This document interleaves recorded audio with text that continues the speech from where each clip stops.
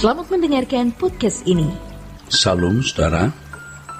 Kebenaran hari ini berjudul Menjaga Pikiran. Allah Bapa adalah Allah yang hidup dan nyata. Maka semestinya Allah Bapa dapat dialami dan benar-benar dapat dirasakan. Pengalaman mengalami dan merasakan hadirat Allah Bapa memang dipandang sangat subjektif. Biasanya teolog-teolog yang hanya menekankan pikiran atau rasio menentang hal ini, dan mereka memandangnya sebagai hal yang membahayakan teologi. Tanpa mereka sadari, mereka membangun tempurung dalam hidup mereka, sehingga mereka seperti katak di bawah tempurung. Biasanya teolog yang menekankan rasio selalu memandang subjektivitas sebagai hal negatif. Padahal mereka sendiri secara nalar juga subjektif. Kita harus jujur mengakui adanya subjektivitas nalar dan juga subjektivitas pengalaman pribadi. Kebenaran terhadap suatu objek adalah sesuatu itu memuat subjektivitas yang salah atau subjektivitas yang benar.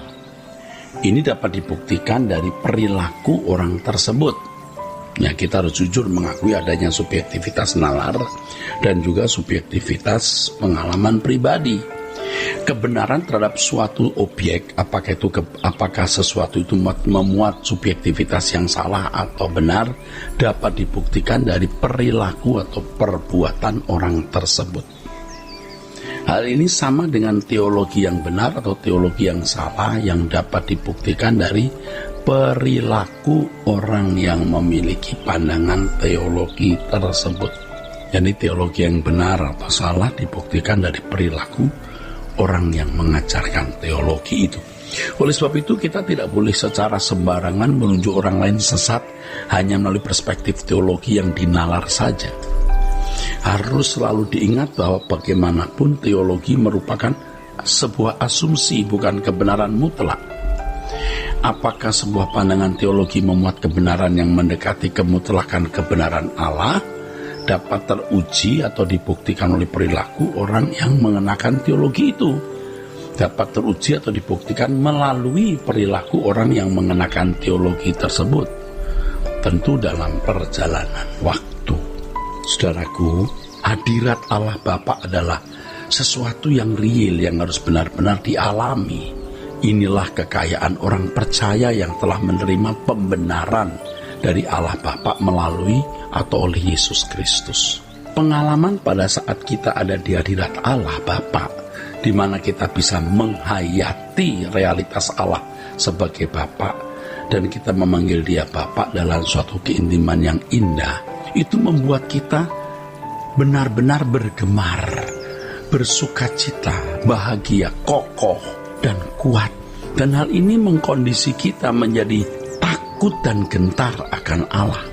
Nah, dari hal ini kita dapat membangun kesucian yang benar, tidak terpikat oleh keindahan dunia atau yang lain-lainnya. Saudaraku sekalian, mengembangkan hidup di hadirat Allah Bapa dimulai dengan perjumpaan secara teratur dengan Dia dalam jam doa.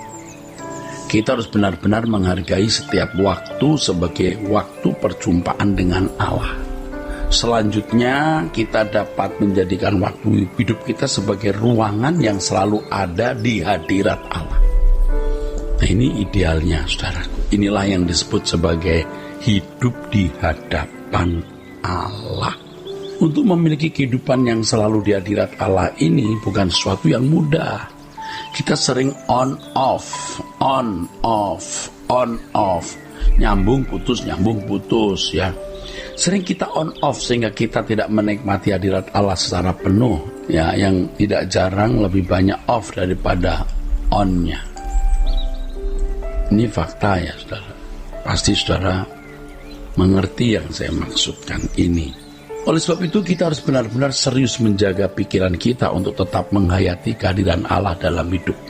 Menjaga pikiran maksudnya adalah tidak membuat hal-hal yang merusak penghayatan kita terhadap kehadiran Allah. Ada wilayah yang harus kita hayati secara permanen, yaitu atmosfer kehadiran Allah Bapa dalam hidup ini. Ini adalah realita yang terindah, saudara, dalam hidup yang tidak boleh dilewatkan, yang nggak boleh kita lewatkan. Orang Kristen yang melewatkan hal ini, tidak akan pernah masuk rumah Bapa. Jangan lewatkan bagaimana Tuhan melawat kita, mendidik kita untuk menjadi manusia sesuai dengan rancangan Allah semula.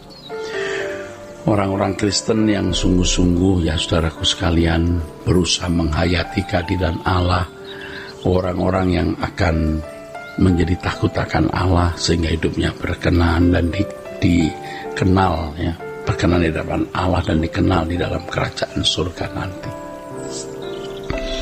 Saudaraku sekalian, orang Kristen yang melewatkan hal ini, pasti menyesal, saudaraku, menyesal. Dan percuma mengucapkan doa, Bapa kami, datanglah kerajaan-Mu, jadilah kehendak-Mu di bumi seperti di surga, kalau kita tidak hidup di hadirat Allah. Sebagaimana seseorang bisa menghayati Allah sebagai Bapa tanpa sebagaimana tokoh-tokoh iman, maksud saya, di zaman Perjanjian Baru bisa menghayati Allah begitu rupa, kita juga mestinya bisa menghayati Allah begitu rupa. Jadi saya ulangi, saudaraku sekalian, orang Kristen yang melewatkan hal ini, tidak sungguh-sungguh mau hidup dalam keintiman dengan Allah, tidak akan pernah masuk rumah Bapa. Orang-orang Kristen seperti ini pada dasarnya adalah orang-orang yang tidak pernah mengucapkan doa Bapa kami dengan benar. Sebab bagaimana mereka bisa memanggil Allah sebagai Bapa tanpa menghayati keberadaannya dan hidup di dalam kekudusan. Realita kita sebagai anak dengan Allah sebagai Bapa benar-benar dapat terbangun kalau kita memiliki atau mencapai kehidupan di hadirat Allah. Jadi sebenarnya di balik panggilan Bapa bagi Allah, seperti yang termuat dalam doa Bapa kami, terdapat panggilan untuk mengalami keberadaan Allah atau supaya kita hidup di hadirat Allah. Dengan demikian panggilan Allah sebagai Bapa menyita seluruh kehidupan kita. Dalam hal ini panggilan Bapa bagi Allah menjadi sangat mahal dan tentu saja sangat bernilai. Kita juga dapat mengemukakan bahwa Allah tidak membiarkan dirinya dipanggil oleh orang-orang yang hidupnya sembarangan atau orang-orang yang hidupnya tidak berkualitas. Sementara orang percaya melakukan berbagai kegiatan, di sisi lain ia masih hidup dalam penghayatan bahwa kita ada di hadapan Allah atau di hadirat Allah, ya. Jadi tengah-tengah kesibukan hidup kita selalu menghayati hal ini.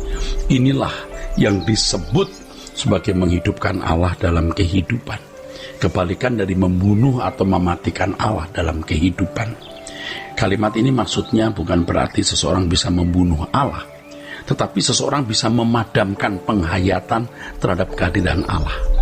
Jika seseorang terus-menerus memadamkan penghayatan terhadap kehadiran Allah, hal ini akan mengakibatkan orang tersebut tidak akan mampu mempercayai keberadaan Allah. Menghidupkan Allah dalam hidup ini melahirkan pengalaman yang real dalam hidup bersama dengan Allah. Dan ini bukan hal yang sederhana, saudaraku sekalian. Ini sesungguhnya membutuhkan atau menuntut perjuangan yang mana kita harus mempertaruhkan segenap hidup ini tanpa batas untuk memiliki persekutuan yang benar dengan Allah yang hidup. Hal ini menjadi satu-satunya tujuan hidup kita, sebab ada di hadirat Allah adalah kehidupan satu-satunya. Di luar hidup di hadirat Allah adalah kebinasaan, bukan kehidupan. Jadi ingat, kita harus benar-benar serius menjaga pikiran kita untuk tetap menghayati kehadiran Allah di dalam hidup ini. Saudaraku, kiranya kebenaran hari ini memberkati kita sekalian. Sola Gracia.